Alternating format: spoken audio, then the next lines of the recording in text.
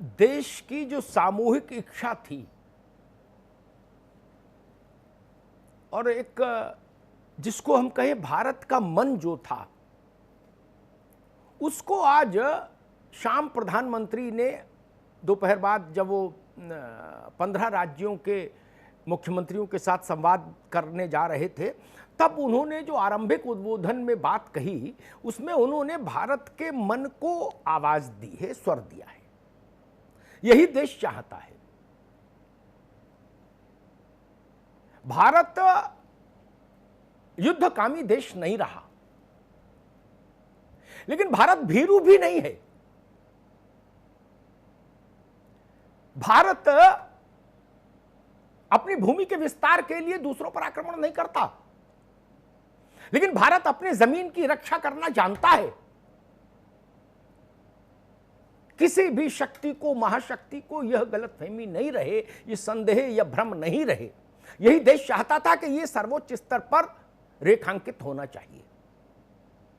गालवान घाटी की जो घटना घटी, उसके बाद देश भर में 100% लोगों के मन में यही आकांक्षा थी। राजनीतिक लोग क्या कह रहे हैं मैं उस पर नहीं जाऊंगा, पार्टियां क्या कह रही, लेकिन देश यही मांग कर रहा था। गांव, शहर, कस्बा, खेत, चौक, चौराहा, हर जगह से एक ही आवाज आ रही थी कि भारत को यह बताना चाहिए विश्व मंच को कि हमको हल्के में मत लीजिए। हमारे सैनिकों का यह उत्सर्ग हमारे लिए अनमोल है, यह व्यर्थ नहीं जाएगा। और यही बात प्रधानमंत्री ने कही। एक धुंध छट गई, एक धुंध हट गई। वो तमाम सवाल जो हवा में तैर रहे थे, वो उत्तर पा गए कि भारत कुछ करेगा कि नहीं करेगा। मुझे लगता है प्रधानमंत्री के बोलने के बाद अब यह प्रश्न बंद होना चाहिए। और प्रधानमंत्री भी इस बात को जानते हैं कि जब वो इतने बड़े मंच पर, इतनी बड़े पोजीशन पर, इतनी भारत की सर्वोच्च कार्यकारी पद पर बैठकर ये बात कह रहे हैं, तो वो जानते हैं इस बात को विश्व भर की शक्तियां सुन रही हैं। ये समझते हुए उन्होंने इस बात की उद्घोषणा की है। इससे हम इस मामले को लेकर आश्वस्त हो सकते हैं कि भारत की सेना अब जगह, तरीका और समय, जगह, तरीका और समय तय करेगी। बस इतना बाकी है।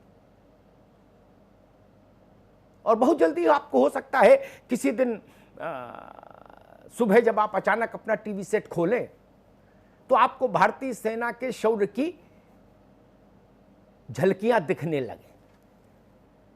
ये ठीक है, उसकी मुनादी नहीं होगी, वो तो जब घटना घट जाएगी तभी विश्व के सामने आएगी।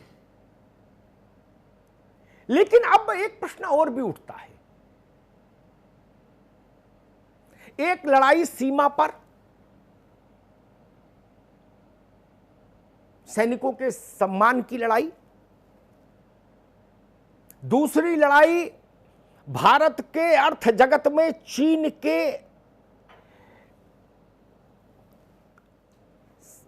की जो भूमिका है, जो उसने बढ़त हासिल की है अपनी भूमिका को लेकर भारत के अर्थ जगत में। कई सेक्टर्स तो ऐसे हैं, ये दवाइयों का जो सेक्टर है वो पूरी तरीके से निर्भर है चीन पर।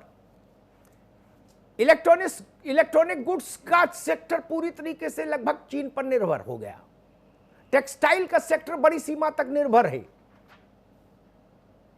ये खिलौना, ये नेल कटर, ये पेंसिल सेल, ये घड़ी का सेल, ये जो इस टाइप की छोटे छोटा चीजों का जो सेक्टर है, ये मोर और लेस चीन पर ही निर्भर हो गया।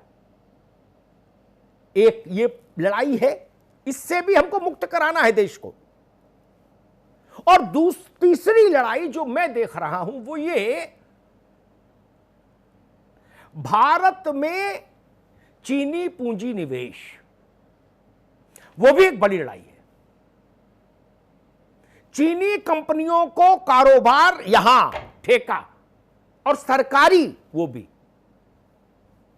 इससे भी मुक्ति पानी होगी। यानी एक लड़ाई सेना लड़ेगी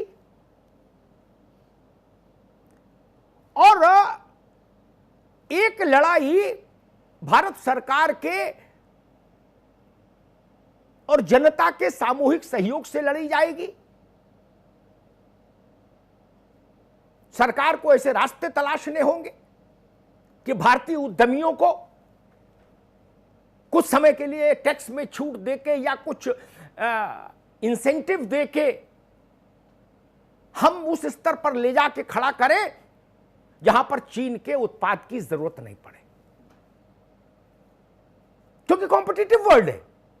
आपको लागत को भी देखना होगा। आपकी लागत ज्यादा हो जाएगी तो भी मुश्किल होगी। तो लागत को कम करने के लिए अगर सरकार को अपने टैक्सेस में छूट देनी पड़े भारत को आत्मनिर्भर बनाने के लिए, तो 5 साल के लिए वो प्रक्रिया भी अपनाई जा सकती है। हाल में एक बड़ा सरकारी ठेका एक टनल का चाइना की कंपनी को दिया गया। इस तरह के जो सरकारी ठेके हैं, इन पर पुनर्विचार हो सकता है, होना चाहिए, ये निरस्त होने चाहिए। ये ठीक है कि बिना युद्ध काल के, औपचारिक युद्ध काल के, चीन से सामान पर रोक लगाने का सरकारी आदेश संभव नहीं होगा। विश्व एक नई व्यवस्था में बंधा हुआ है। लेकिन हम इतना तो कर ही सकते हैं कि चीन के सामान के मुकाबले का सामान उतने ही कीमत में अपना बना के बाजार में खड़ा कर दें, तो चीन का सामान वैसे ही पीछे हो जाएगा। लड़ाई यहां से शुरू होगी। मुझे लगता है यह महत्वपूर्ण चीज है जिस पर हमको आज जो भावनाएं हमारी हैं वहीं तक सीमित नहीं रहना है।